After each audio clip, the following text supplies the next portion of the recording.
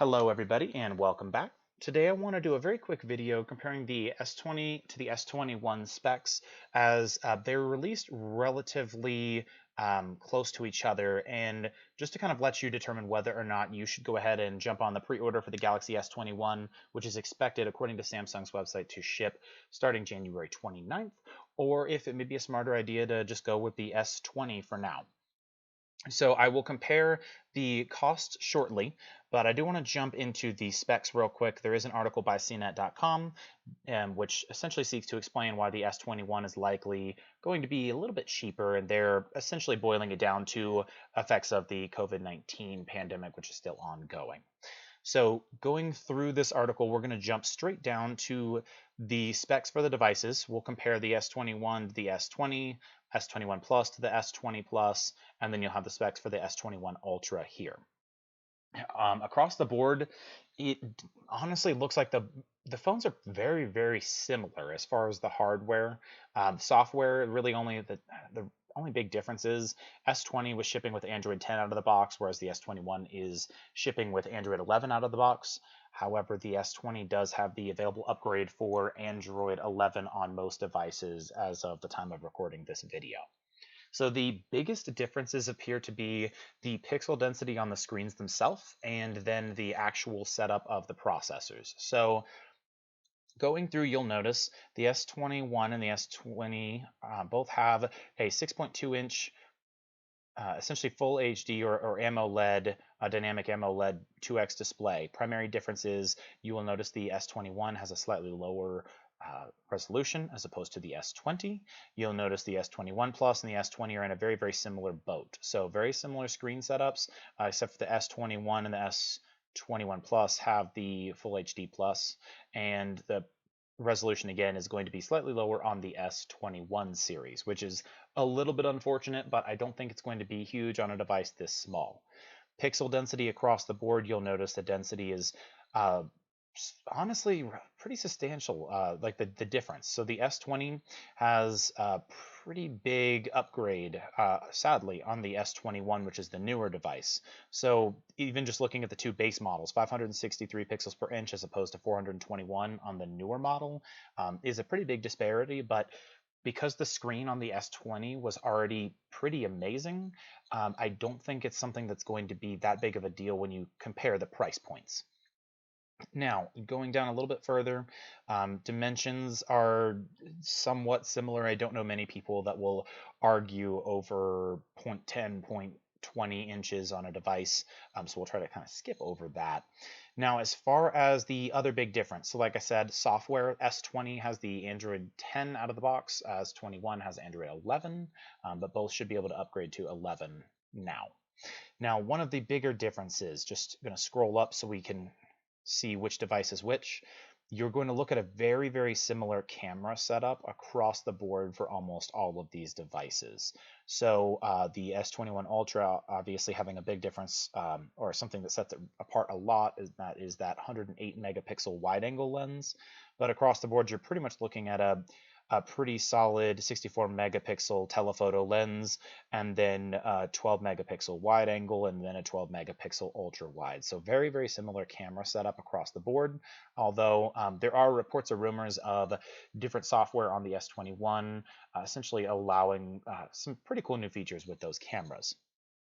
All of them have front-facing cameras except for the Ultra of 10 megapixels, the Ultra being 40.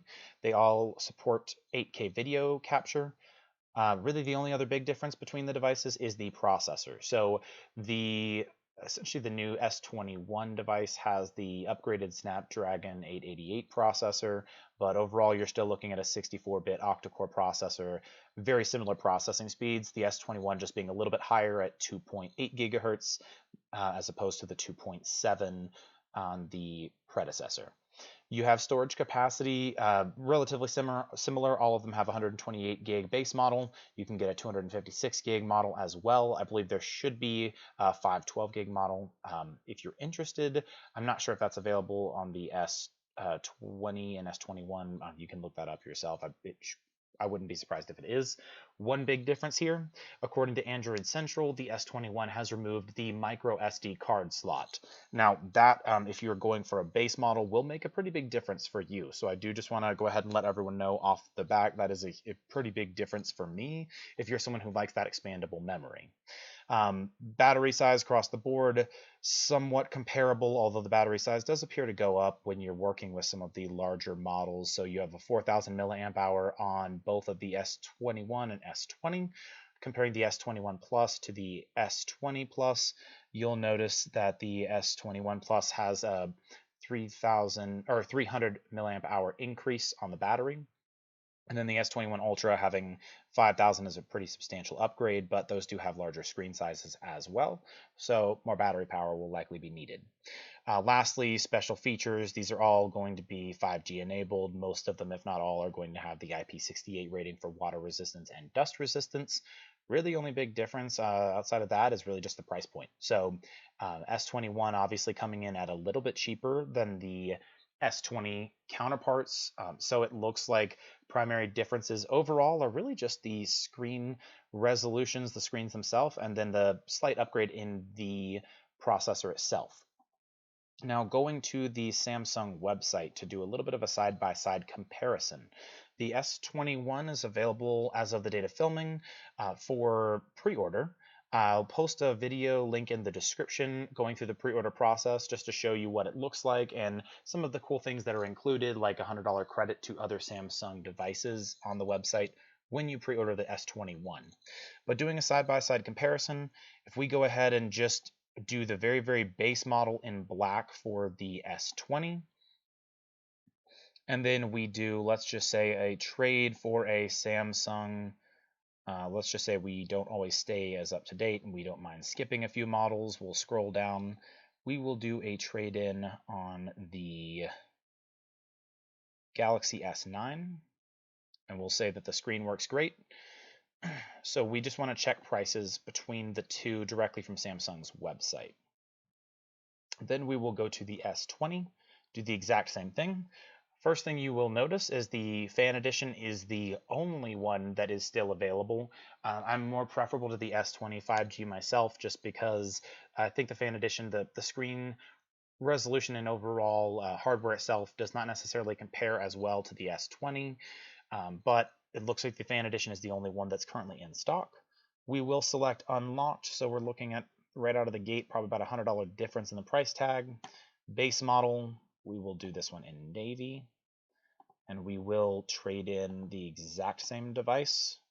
So we will go down to the S9, say that that device is fully functional, skip the protection, and again, this is for the Fan Edition, so there is a little bit of a difference overall.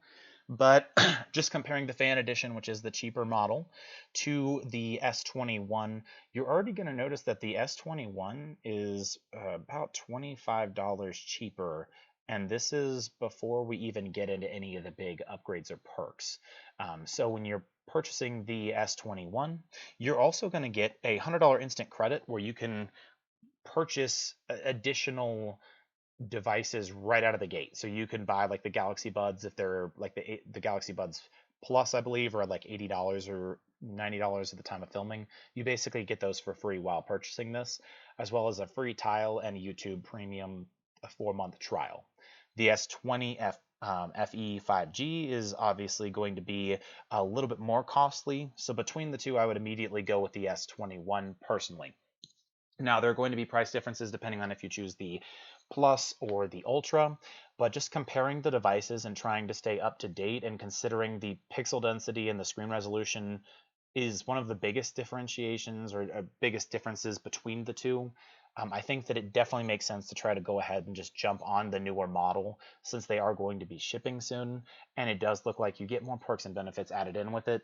And it just doesn't appear that there are too many drawbacks from choosing the new model. I mean, if the screen resolution is that important, stay with the S20, but with it being out of stock, it does look like the big push for Samsung right now is on that S21. Now, as always, please feel free to like, subscribe, check into the channel for more content. Check back in soon. I will be uploading a video of an unboxing of the S21 once I get mine in, and I'll do a general review of that as well. And I'll see you all in the next video.